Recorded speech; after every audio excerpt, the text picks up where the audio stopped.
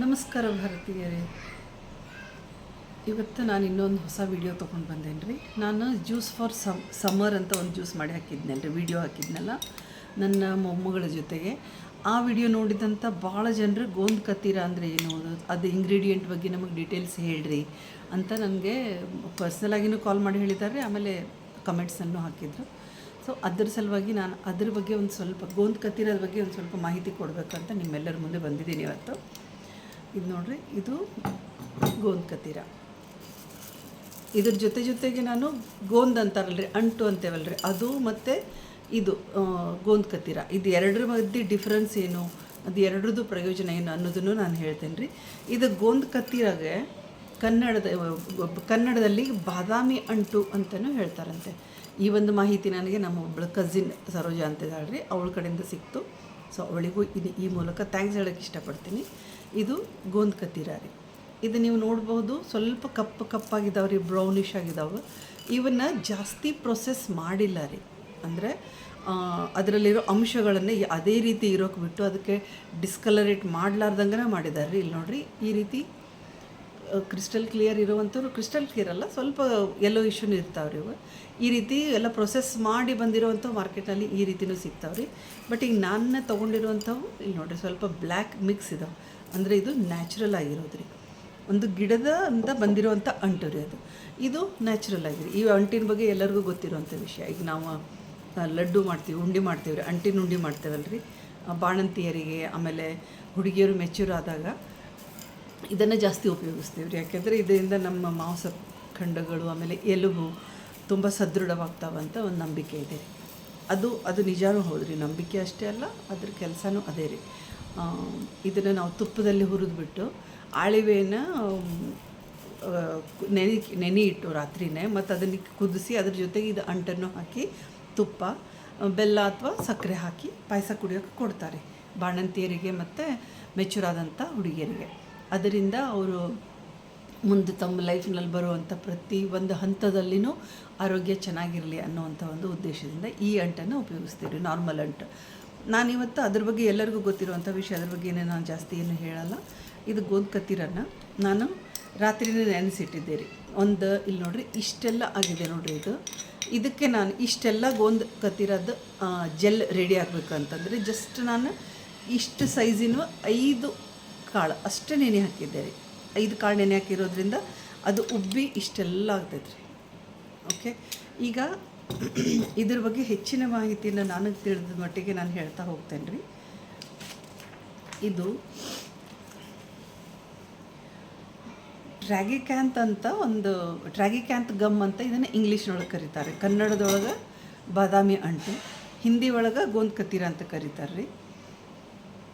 ಇದರಿಂದ ಏನೇನು ಬೆನಿಫಿಟ್ ಆಗ್ತಾವಂತಂದರೆ, ಇದು ನಮಗೆ ಪೇನ್ ಕಿಲ್ಲರ್ ಆಗಿ ವರ್ಕ್ ಮಾಡ್ತೈತೆ ರೀ, ನ್ಯಾಚುರಲಾಗಿ ಪೇನ್ ಕಿಲ್ಲರ್ ವರ್ಕ್ ಮಾಡ್ತೈತೆ ರೀ.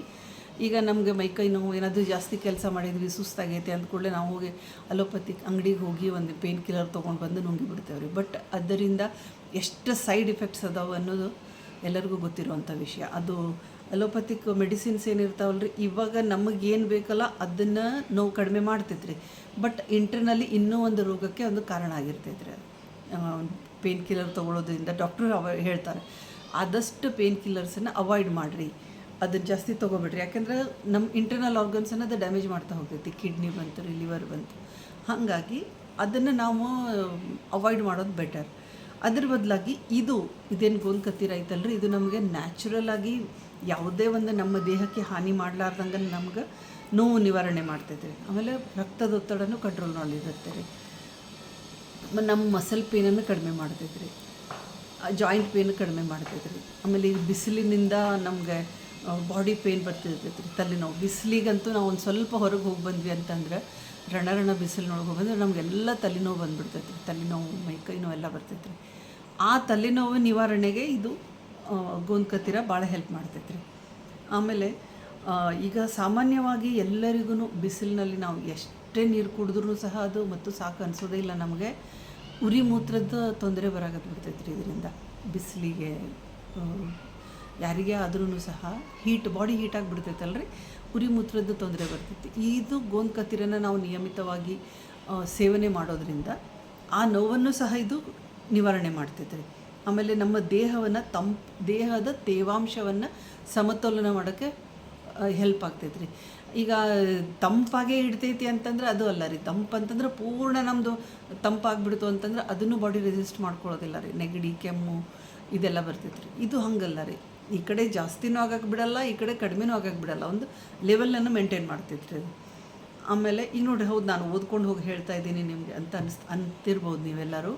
ಯಾಕೆ ಓದ್ಕೊಂಡು ಹೇಳ್ತಾ ಇದ್ದೀನಿ ಅಂತಂದರೆ, ಹೇಳೋ ಒಂದು ವಿಷಯದಲ್ಲಿ ನಾನು ಕಲೆಕ್ಟ್ ಮಾಡಿರುವಂಥದ್ದು ಇಷ್ಟ ರೀ. ಇದಕ್ಕಿಂತ ಹೆಚ್ಚಾಗಿ ಇನ್ನೂ ಯಾರಿಗಾದರೂ ಅಂಶಗಳು ಗೊತ್ತಿದ್ದರೆ ದಯವಿಟ್ಟು ನನಗೂ ಕಮೆಂಟ್ನಲ್ಲಿ ತಿಳಿಸಿ. ಅದರಿಂದ ಮತ್ತು ಎಲ್ಲ ವ್ಯೂವರ್ಸಿಗೂ ಹೆಲ್ಪ್ ಆಗುತ್ತೆ ರೀ. ನನಗೆ ಗೊತ್ತಿರೋದನ್ನು ನಾನು ನೋಟ್ ಮಾಡ್ಕೊಂಡು ಬಂದಿದ್ದೆ ರೀ. ಯಾವುದಾದ್ರೂ ಒಂದು ಅಂಶ ತಪ್ಪಿ ಹೋಗಬಾರ್ದು ಅನ್ನುವಂಥ ಒಂದು ಉದ್ದೇಶದಿಂದ ನಾನು ನೋಟ್ ಮಾಡ್ಕೊಂಡು ಬಂದು ಹೇಳ್ತಾ ಇದ್ದೇನೆ ರೀ ಇವಾಗ. ಆಮೇಲೆ ಯೂರಿನಲ್ ಇನ್ಫೆಕ್ಷನ್ ಇರ್ತೈತೆ ನೋಡಿರಿ, ಅದನ್ನು ನಿವಾರಣೆ ಮಾಡ್ತೈತೆ ರೀ. ಎಲುಬು ಮತ್ತು ನಮ್ಮದು ಎಲುಬಿಂದ ಜಾಯಿಂಟ್ಸ್ ಏನಿರ್ತಾವಲ್ಲ ರೀ, ಅದನ್ನು ಸದೃಢಗೊಳಿಸ್ತೈತೆ ರೀ.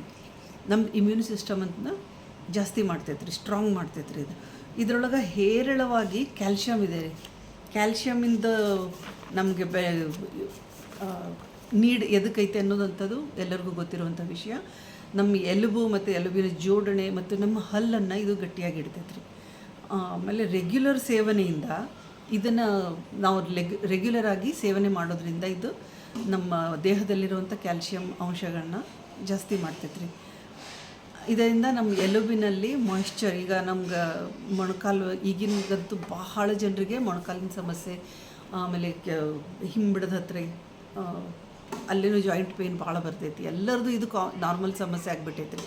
ಯಾಕೆ ಅಂದರೆ ಅಲ್ಲಿರೋವಂಥ ಮಾಯ್ಶ್ಚರ್ ಸೌದು ಹೋಗ್ಬಿಟ್ಟಿರ್ತೈತೆ ರೀ. ಮಾಯ್ಶ್ಚರ್ ಖಾಲಿ ಆಗಿರ್ತೈತಿ. ಅದರ ಮಾಯ್ಶ್ಚರ್ ಖಾಲಿ ಆಗಿರೋದ್ರಿಂದ ನಮ್ಮದು ಎಲುಬುಗಳು ಒಂದಕ್ಕೊಂದು ಕ್ರಾಶಸ್ ಆಗಿ ಅದು ಮಾಯ್ಶ್ಚರ್ ಖಾಲಿಯಾಗಿ ನೋವು ಬರ್ತಿರ್ತೈತೆ ರೀ, ಸೌದು ಹೋಗ್ಬಿಡ್ತಿರ್ತಾವೆ.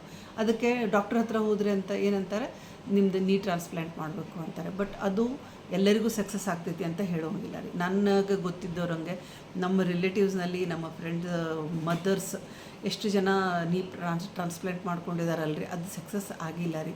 ಅವ್ರ ಬಾಯಿಂದ ಏನು ಬರಾಕತ್ತೈತೆ ವಿಷಯ ಈಗ ಅಂತಂದರೆ, ಅಪ್ಪ ಮೊದಲನೇ ಚಲೋ ಇತ್ತಲ್ಲಪ್ಪ, ನಾವು ಯಾಕಾದರೂ ಇದು ಆಪ್ರೇಷನ್ ಮಾಡಿಸ್ಕೊಂಡ್ವಿ ಅಂತ ಅನ್ನೋ ಲೆವೆಲಿಗೆ ಬಂದೈತೆ ರೀ. ಅದ್ರ ಸಲುವಾಗಿ ಇದನ್ನು ನಿಯಮಿತವಾಗಿ ನಾವು ಸೇವನೆ ಮಾಡೋದ್ರಿಂದ ಜಾಯಿಂಟನ್ನಲ್ಲಿರುವಂಥ ಮಾಯ್ಶ್ಚರೈಸರು ಸಹ ಇನ್ಕ್ರೀಸ್ ಆಗ್ತಾ ಹೋಗುತ್ತೆ ರೀ.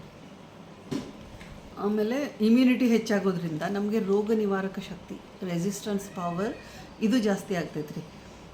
ಸಡನ್ನಾಗಿ ಈಗ ವೆದರ್ ಚೇಂಜ್ ಆಗಿಬಿಡ್ತು ಅಂತಂದ್ರೆ ಕೆಲವರಿಗೆ ನೆಗಡಿ, ಕೆಮ್ಮು, ಜ್ವರ ಬರ್ತೈತೆ ರೀ. ಬಿಸಿಲಿನಿಂದ ಸಡನ್ನಾಗಿ ಚಳಿಗೆ ಹೋಗ್ಬಿಟ್ವಿ, ಚಳಿಯಿಂದ ಸಡನ್ನಾಗಿ ಮಳೆಗೆ ಬಂದುಬಿಟ್ವಿ, ಹೀಗೆಲ್ಲ ವೆದರ್ ಆಗ್ತೈತಲ್ರಿ, ವೆದರ್ ಚೇಂಜ್ ಆಗ್ತೈತಲ್ರಿ. ಆ ಚೇಂಜ್ ಆಗೋದನ್ನು ಎಲ್ಲರ ಬಾಡಿನೂ ತಡ್ಕೊಳ್ಳೋದಿಲ್ಲ ರೀ. ಬಟ್ ಇದರ ನಮ್ಮ ನಿಯಮಿತ ಸೇವನೆಯಿಂದ ಅದು ವೆದರ್ ಚೇಂಜಿನ ಸಲುವಾಗಿ ಆಗಿರುವಂಥ ನಮ್ಗೆ ಏನು ಡಿಸೀಸ್ ಏನಿದಾವಲ್ಲ ರೀ, ನೆಗಡಿ, ಕೆಮ್ಮು, ಜ್ವರ, ಇವು ಎಲ್ಲನೂ ಅದು ಕಂಟ್ರೋಲ್ ಮಾಡುತ್ತೆ ರೀ, ಸರಿ ಆಗುತ್ತೆ ರೀ. ಇದರಿಂದ ವೈರಲ್ ಇನ್ಫೆಕ್ಷನ್ ಆಗ್ತಾವೆ ನೋಡಿರಿ ಕೆಲವರಿಗೆ, ಅದು ಇದರಿಂದ ಕಡಿಮೆ ಆಗ್ತೈತೆ ರೀ. ಆಮೇಲೆ ಇದು ಇನ್ನೊಂದು ಇದ್ರದ್ದು ಬೆನಿಫಿಟ್ ಏನು ಅಂತಂದರೆ, ಡೈಜೆಸ್ಟಿವ್ ಸಿಸ್ಟಮನ್ನು ಸಹ ಇದು ಸರಿ ಮಾಡ್ತೈತೆ ರೀ. ಕೆಲವರಿಗೆ ಏನು ಊಟ ಮಾಡಿದ್ರೂ ಸರಿಯಾಗಿ ಡೈಜೆಷನ್ ಆಗೋದಿಲ್ಲ, ಬೇಗ ಹಸಿವಾಗೋದಿಲ್ಲ, ಎಸಿಡಿಟಿ ಆಗ್ತಿರ್ತೈತೆ ರೀ. ಅದನ್ನು ಸಹ ಇದು ತಡಿತೈತೆ ರೀ, ಡೈಜೆಷನ್ ಪವರನ್ನು ಜಾಸ್ತಿ ಮಾಡ್ತೈತೆ. ಆಮೇಲೆ ಸ್ಕಿನ್ನಿಗೂ ಸಹ ಇದು ಭಾಳ ಹೆಲ್ಪ್ ಮಾಡ್ತೈತೆ. ಈಗ ನಮ್ಗೆ ಏಜ್ ಆಗ್ತಾ ಬಂದಂಗೆ ನಮ್ಮ ಸ್ಕಿನ್ನಲ್ಲಿರುವಂಥದ್ದು ಎಲಾಸ್ಟಿಸಿಟಿ ಕಡಿಮೆ ಆಗ್ತೈತೆ ರೀ. ಅದನ್ನು ಇದು ರಿಕವರ್ ಮಾಡಲಿಕ್ಕೆ ಹೆಲ್ಪ್ ಮಾಡ್ತೈತಿ. ಮತ್ತು ಮಲಬದ್ಧತೆಯನ್ನು ನಿವಾರಿಸ್ತೈತೆ ರೀ ಇದು. ಈಗ ಹೇಳಿದ್ನಲ್ಲ, ಡೈಜೆಸ್ಟಿವ್ ಸಿಸ್ಟಮನ್ನು ಇನ್ಕ್ರೀಸ್ ಮಾಡ್ತೈತಿ ಅಂತ. ಡೈಜೆಸ್ಟಿವ್ ಸಿಸ್ಟಮನ್ನು ಇನ್ಕ್ರೀಸ್ ಆಗೋದ್ರಿಂದ ನಮ್ಮದು ಮಲಬದ್ಧತೆನೂ ಕಡಿಮೆ ಆಗಿಬಿಡ್ತೈತೆ, ಮಲಬದ್ಧತೆನೂ ಹೋಗಿಬಿಡ್ತೈತೆ ನಮಗೆ. ಆ ಮಲಬದ್ಧತೆ ಹೋಗಿ ನಮ್ಮದು ಬಾಡಿ ಕಂಪ್ಲೀಟಾಗಿ ಡಿಟಾಕ್ಸ್ ಆಯಿತು ಅಂತಂದರೆ ನಮ್ಮದು ಪೂರ್ಣ ಓವರಾಲ್ ಹೆಲ್ತ್ ಸುಧಾರಿಸ್ಬಿಡ್ತೈತೆ ರೀ.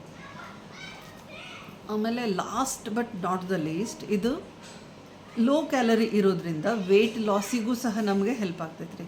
ಇದನ್ನು ನಾವು ತಗೊಳ್ಳೋದ್ರಿಂದ ನಮಗೆ ಯಾವಾಗಲೂ ಹೊಟ್ಟೆ ತುಂಬಿರುವಂಥ ಅನುಭವ ಇರ್ತೈತೆ ರೀ, ಹಸಿವು ಕಂಟ್ರೋಲ್ ಆಗ್ತೈತೆ ರೀ ಇದರಿಂದ. ಹಂಗಾಗಿ ಇದು ವೆಯ್ಟ್ ಲಾಸ್ನಲ್ಲಿನೂ ಸಹ ನಮಗೆ ಹೆಲ್ಪ್ ಮಾಡ್ತೈತೆ ರೀ.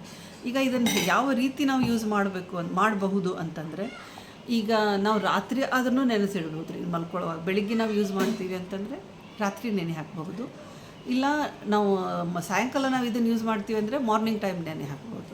ಇಲ್ಲ ಮಿನಿಮಮ್ ನಮ್ಗೆ ಅವಾಗೆಲ್ಲ ಹಾಕೋಕ್ಕಾಗಲೇ ಇಲ್ಲಪ್ಪ, ನೆನಪು ಆಗಲೇ ಇಲ್ಲ ನಮಗೆ ಅಂತಂದರೆ ಮಿನಿಮಮ್ 2 ಅವರ್ಸ್ ಆದರೂ ಮೊದಲೇ ಇದನ್ನು ನೆನೆಸ್ಬೇಕು ರೀ.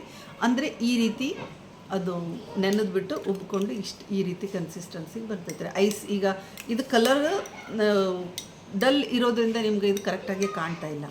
ಇದು ಈಗ ಮಾರ್ಕೆಟ್ನಲ್ಲಿ ಎಲ್ಲ ಪ್ರೊಸೆಸ್ ಕಂಪ್ಲೀಟ್ ಮಾಡಿ ಅದರದ್ದು ಕೊಟ್ಟಿರ್ತಾರಲ್ರಿ, ಅದನ್ನು ನೀವು ನೆನೆಯಾಕಿ ತೊಗೊಂಡ್ರಿ ಅಂತಂದ್ರೆ ಈಗ ಆ್ಯಕ್ಚುಲಿ ಬರ್ಫ್ ಇರ್ತೈತಲ್ರಿ ಅದೇ ರೀತಿನೇ ಕಾಣ್ತೈತೆ ಅದು. ಮಿನಿಮಮ್ 2 ತಾಸಿನ ಮುಂಚೆ ಆದರೂ ನೆನೆಯಾಕಲೇಬೇಕು ರೀ ಇದನ್ನು. ಆದರೆ ಇನ್ನೂ ಒಂದು ಹೇಳ್ತೇನೆ ರೀ, ಇಷ್ಟೆಲ್ಲ ಹೇಳಿದ ಮೇಲೆ ಇನ್ನೂ ಒಂದು ಪಾಯಿಂಟ್ ನಾನು ಹೇಳಲೇಬೇಕು. ಅತಿ ಆದರೆ ಅಮೃತನೂ ವಿಷ ಅಂತಾರೆ ಹಿರಿಯರು, ಹೌದ್ರಿ.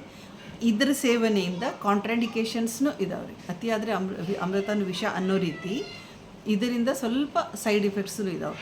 ಏನಂತಂದರೆ ಜಾಸ್ತಿ ಕ್ವಾಂಟಿಟಿಯಿಂದ ತೊಗೊಂಡ್ವಿ ಅಂತಂದರೆ ನಮಗೆ ಜಾಸ್ತಿ ತಂಪನ್ನು ಬಾಡಿ ಪೂರ್ಣ ತಂಪಿನ ಲೆವೆಲಿಗೆ ಹೋಗುವಂಥ ಪಾಸಿಬಿಲಿಟೀಸ್ನೂ ಇರ್ತಾವೆ ರೀ. ಆಮೇಲೆ ಕೆಲವರಿಗೆ ಹಸಿವೇನ ಆಗ್ಲಾರ್ದಂಗೆ ರೀ. ಈಗ ನಮಗೆ ಎಷ್ಟು ಬೇಕಷ್ಟು ಹಸಿವು ಆಗಲೇಬೇಕಲ್ರಿ, ನಮ್ಮ ಬಾಡಿ ನಮಗೆ ಊಟ ಕೇಳ್ತೈತೆ ರೀ. ಆ ಊಟ ಮಾಡೋದ್ರಿಂದನೇ ನಮಗೆ ಎನರ್ಜಿ ಬರ್ತೈತಿ. ಅದರ ಸಲುವಾಗಿ ಇದನ್ನು ನಾವು ಯಾವ ಕ್ವಾಂಟಿಟಿ ಒಳಗೆ ತೊಗೋಬೋದು, ಒಂದು ದಿನಕ್ಕೆ ಒಂದು ಮನುಷ್ಯನಿಗೆ 10 ಕಾಳು, ಈಗ ಶೇಂಗಾ ಕಾಳು ಇರ್ತಾವಲ್ರಿ, ಆ ಶೇಂಗಾ ಕಾಳಿಂದ ಒಂದು ಮನುಷ್ಯನಿಗೆ 10 ಸಾಕ್ರಿ. ಅದು ಬೆಳಿಗ್ಗೆ 5 ಸಾಯಂಕಾಲ 5 ಇಷ್ಟು ಸಾಕ್ರಿ, ಅದಕ್ಕಿಂತ ಜಾಸ್ತಿ ತೊಗೊಳ್ಬೇಡ್ರಿ. ಸೊ ಇಷ್ಟು ನನಗೆ ಗೋಂದ್ಕತಿರ ಬಗ್ಗೆ ಸಿಕ್ಕಿರುವಂಥ ಮಾಹಿತಿನ ನಾನು ನಿಮ್ಮೆಲ್ಲರ ಜೊತೆಗೆ ಹಂಚ್ಕೊಂಡಿದ್ದೇನೆ ರೀ. ಇದಕ್ಕಿಂತ ಹೆಚ್ಚಿನ ಏನಾದರೂ ಮಾಹಿತಿ ನಿಮ್ಗೆ ಯಾರಿಗಾದರೂ ಗೊತ್ತಿತ್ತು ಅಂತಂದರೆ ದಯವಿಟ್ಟು ನಾನು ಕಮೆಂಟ್ನಲ್ಲಿ ತಿಳಿಸಿ. ನಾನು ಅದನ್ನು ಸಹ ಮುಂದೆ ನನ್ನ ವಿಡಿಯೋದಲ್ಲಿ ಆ್ಯಡ್ ಮಾಡೋಕ್ಕೆ ಪ್ರಯತ್ನ ಮಾಡ್ತೇನೆ ರೀ. ಈಗ ಈ ಗೋಂದ್ಕತಿರ ಬಗ್ಗೆ ಇವತ್ತಿನ ವಿಡಿಯೋದಲ್ಲಿ ನಾನು ಮಾತಾಡಿದೆ. ನನಗೆ ಭಾಳ ಜನ ಇದ್ರ ಬಗ್ಗೆ ಇನ್ನೂ ಜಾಸ್ತಿ ತಿಳಿಸ್ಕೊಡ್ರಿ ಅಂತ ಕೇಳಿದ್ದಕ್ಕೆ. ಅದೇ ರೀತಿ ನೆಕ್ಸ್ಟ್ ನನ್ನ ವಿಡಿಯೋದಲ್ಲಿ ಸಬ್ಜಾ ಸೀಡ್ಸ್ ಮತ್ತು ಚಿಯಾ ಸೀಡ್ಸ್ ಬಗ್ಗೆ ನಾನು ವಿಡಿಯೋ ಮಾಡ್ತೀನಿ ರೀ. ನೋಡೋಕ್ಕೆ ಎರಡೂ ಸ್ವಲ್ಪ ಹೆಚ್ಚು ಕಡಿಮೆ ಸೇಮ್ ಕಾಣ್ತಾವೆ ರೀ, ಬಟ್ ಅದೇ ಬೇರೆ ಇದೇ ಬೇರೆ. ಅದರದ್ದು ಕೆಲಸನೇ ಬೇರೆ, ಇದರದ್ದು ಕೆಲಸನೇ ಬೇರೆ. ಅದರದ್ದು ಬೆನಿಫಿಟ್ಟು ಬೇರೆ, ಇದರದ್ದು ಬೆನಿಫಿಟ್ಟು ಬೇರೆ. ಅದ್ರ ಬಗ್ಗೆ ನಾನು ನೆಕ್ಸ್ಟ್ ವಿಡಿಯೋದಲ್ಲಿ ನಿಮಗೆಲ್ಲರಿಗೂ ಮಾಹಿತಿ ತಿಳಿಸ್ಕೊಡೋಕ್ಕೆ ಪ್ರಯತ್ನ ಮಾಡ್ತೀನಿ.